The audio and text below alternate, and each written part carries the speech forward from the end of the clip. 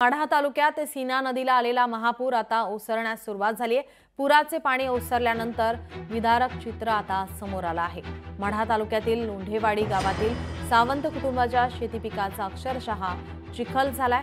50 जनावरे वाहून गेली आहेत। घरात नवरात्रीचा दिवा लावण्यासाठी तेल नाही अशी हानी सीना नदीने केली आहे। कोणतीच मदत अद्याप लोंढेवाडीमध्ये पोहोचली नाही।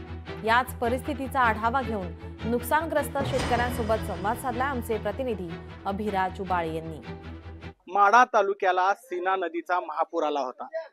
तालुक्यातील 16 गावांना या महापुराचा वेढा पडला होता आणि आपण आता माढा तालुक्यातील लोंढेवाडी येथील एका वस्तीवर आहोत आणि आपण या ठिकाणी बघू शकतोय की हे मका आहे। हा मका शेतकऱ्याने काढून ठेवला होता। हा मका काढून झाल्यानंतर बाजारपेठेमध्ये नेऊन याची विक्री करण्यात येणार होती, मात्र तोपर्यंत सीनामाई थेट दारात आली आणि हा मका 4.5-5 फूट पाण्यावर तरंगत होता। या ठिकाणी आपण सर्वत्र हा कुजून गेलेल्या मक्याची कणसं आहेत। आता ह्याचा काहीही उपयोग होत नाही। या मक्याचा अक्षरशः चिखल झालेला आहे। आपण या ठिकाणी बघू शकताय ह्या चिखलामध्ये हे कणीस रुतून बसले आणि आता ह्याचा शेतकऱ्यांना काहीही फायदा होणार नाही। शेतकऱ्यांचं अक्षरशः पीक मातीमोल झालेलं आहे।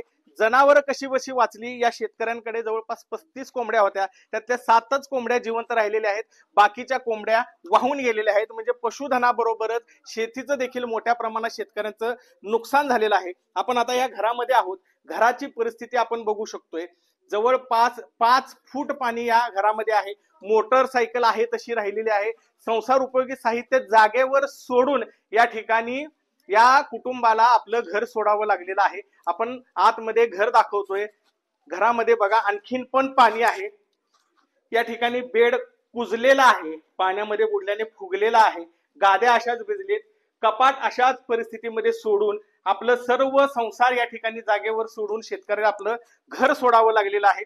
अत्यंत दयनीय अवस्था, विदारक चित्र आता पूर ओसरल्यानंतर या ठिकाणी दिसत आहे। आपल्या सोबत या कुटुंबाचे प्रमुख आहेत। कधी पाणी आलं होतं, काय अवस्था झाली, किती नुकसान झालं?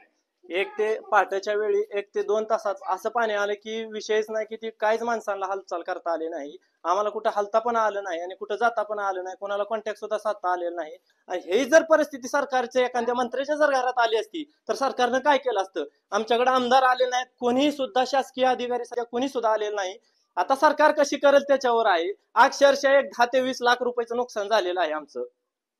जनावर काय तर अशी वाहत वाहत मरून काय गेलेली ती गेलेली, काय नाही इलाज आहे। शेवटी काय करणार आम्ही तर त्यांना। लोकशाही मराठी ऐका, पहा, जागरूक रहा।